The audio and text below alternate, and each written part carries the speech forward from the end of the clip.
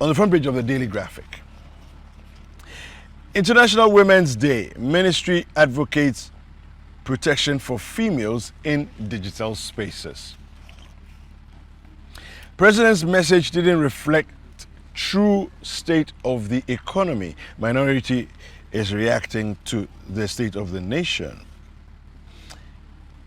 Together we'll surmount crisis. This is coming from the president.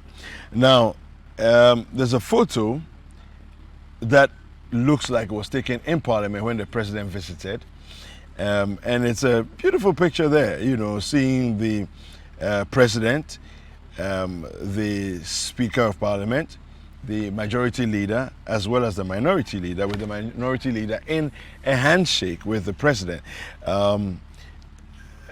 Let me just say that as a photographer, I admire this photo. It's a moment that was caught appropriately.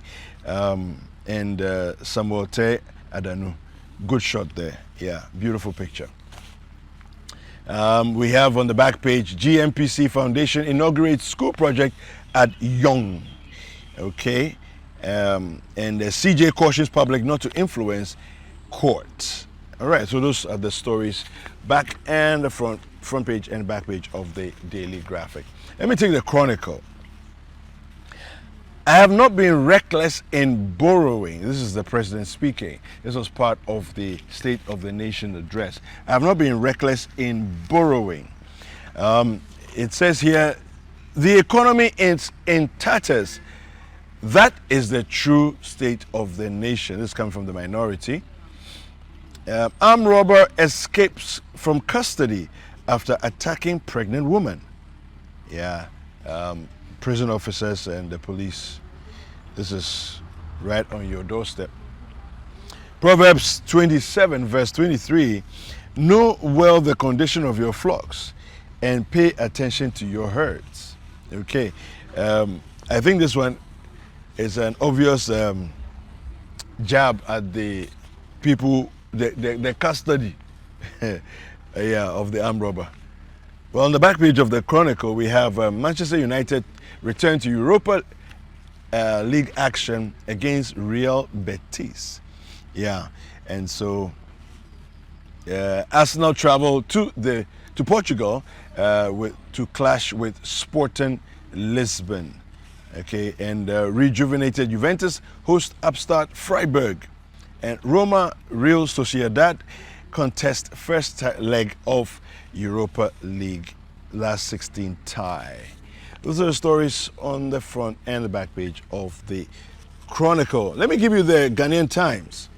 Now, on the front page of the Ghanaian Times, we have at the 2023 SONA, government not reckless in borrowing. The president dismisses minority claim. We've not misapplied COVID-19 funds, again coming from the president. Ghana joins world to mark International Women's Day. Yes, and right here on Citi we did that as well. President didn't present real state of the nation from the minority. And on the back page we have contractor terminates appointments of 1,500 workers in Kumasi. Now, contractor, a contracting firm, as you might have deduced, and they were employing a lot of people, particularly doing the major projects like the KJTIA market, etc. Yeah, so I don't know what's going on there, but it looks like a lot of the contracts have ended or stalled, and yeah, so people have been sent home because it just racks up the wage bill. Maternity death dips at Wa Regional Hospital. Well, that's positive. That's positive there. All right, let's take a look at, let me do the Finder newspaper. Now, on the front page of the Finder, we have these headlines here. Reckless borrowing, accusations baseless. Funds have been spent on social amenities and infrastructure to improve quality of life. McGill team calls on Bank of Ghana governor. We also have GCB completes first PAPSS client transaction in Ghana. All right, that's the Business Finder, by the way. And those are the headlines there for you.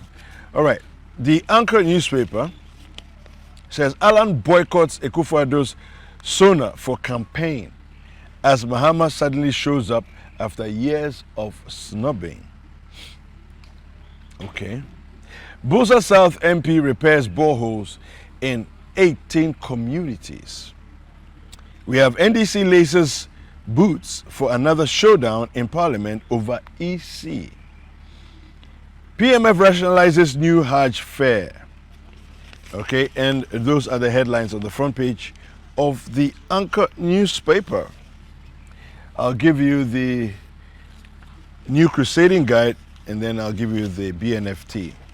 All right, so the New Crusading Guide, the front page says 2023 Sona, government committed to reviving economy. This is coming from Akufo-Addo. Let's support EC to deliver effectively. Paul Chumberma to Ghanaians. CDS Africa condemns military brutalities in Ashaiman. 3 community mining schemes to be commissioned by the end of the year. And we can't wait for IMF do the needful. Cocoa road contractors to government. Yes, do the needful. That's what they're saying there. Western North Minister lauded for fixing Ainchi Dadiaso Road. Now, that's a road that was in terrible disrepair. Well, we have the BNFT here. Quick headlines from the BNFT. Abnamwa named in WFE's top 20 women leaders. Significant progress made in external debt negotiations. This is coming from the president. Governments to set T-bill rates at lowly 15% in cost-cutting move. Policy to reduce over $10 billion imports is ready. Okay, and GCB completes first PAPSS client transaction. All right, those are the headlines on the front page. On the back page, we have Olam Agri introduces workplace lactation pods for working mothers to mark International Women's Day. I like this story a lot because a lot of the times you find that working mothers, when they are, nursing at the same time as working, find it challenging in the workspace. But this is a really good move to set the pace, I guess. I know there's a couple of other institutions. One of the banks, I think it's Zenith Bank, if I'm not mistaken, took a move a couple of years ago to create a nursing space and a creche for mothers. So that's a good one there. That's a good one there. All right, let me give you a couple of online stories and then we'll go and take sports. Okay. So we'll go to citynewsroom.com. Let's go there now. Mahama reacts to military torture in Ashaiman. Wants victims compensated. Okay. I'm disappointed in Akufo-Addo over no timelines for vaccine procurement. This is coming from Akando. And 150 Ashaiman residents picked up by military released. Okay. So as the military press release came out yesterday, they said they were going to be doing screening and then further action will be taken. So it looks like they're screening, in the screening process of the hundreds of people that were picked up, 180 or so people that were picked up, 150 people have been released. So that's positive news there. And then Sam George says Akufo-Addo's defense on misuse of COVID funds is distasteful. Okay, so those are the headlines that we have on citynewsroom.com. You can go there for your regular and credible updates. You can also visit citybusinessnews.com for your reliable business news updates. And of course, City Sports Online for your sports updates. And talking about sports, it's time for sports. Don't go anywhere.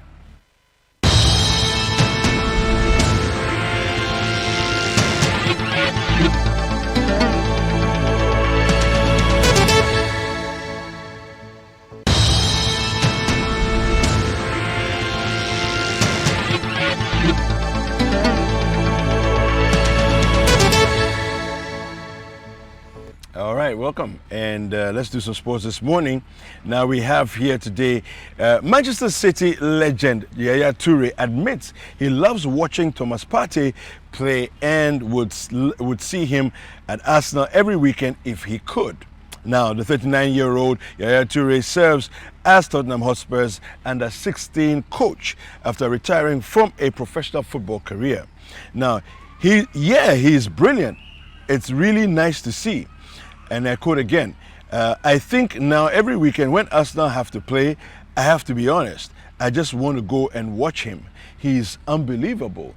Toure said about the Ghanaian midfielder. Toure won the Premier League 3 times across his 8 seasons with the Manchester club. All right, now we have a story on Richard Ofori. Orlando Pirates captain Innocent Maela disclosed that Black Stars and Pirates goalkeeper Richard Ofori has returned to training with the Buccaneers. Now, Ofori aggravated a lingering knee injury in the MTN Final 8 Cup in the lead up to the 2022 FIFA World Cup in Qatar, and the injury ended up costing Ofori a place in the Black Stars squad for the World Cup. Now, speaking in an interview, Maela was delighted with Ofori's return to the group. He's back in training and ready to go. He's doing very well at training. He is in a good space. Unfortunately, my knowledge about his availability and date of return is limited. You know, when he's a good man and pretty humble. All right, so that's the story there on Richard Ofori. Now we have Borussia Dortmund midfielder Jude Bellingham called Chelsea's retaken penalty, which knocked his team out of the Champions League on Tuesday, a joke. A VAR review found several Dortmund players had encroached into the penalty area before Havertz had struck the ball, prompting Makele to order a retake. Now, which German international converted to send his team into the quarterfinals by a 2-1 aggregate score. Now, I'm not sure what more he can do with his hand. That in itself was disappointing. And the fact that they had a retake, I think it's a joke, Bellingham said. Bellingham starred in the 2022 FIFA World Cup for England and is highly sought after by the likes of Liverpool, Real Madrid, and Manchester United. All right, we have a couple of stories again in the Bundesliga. Here, Bayern Munich cruised into the quarterfinals of the Champions League as they condemned Paris Saint-Germain to another last 16 exit with a 2-0 win in Germany. We go to France. Eric Maxime Choupo-Moting and Serge Gnabry scored the goals for Bayern to progress with a 3-0 aggregate win after beating PSG in France.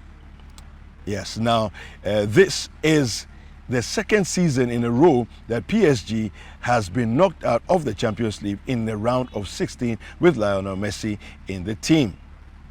I think that must be pretty worrying for people who are Messi fans, right?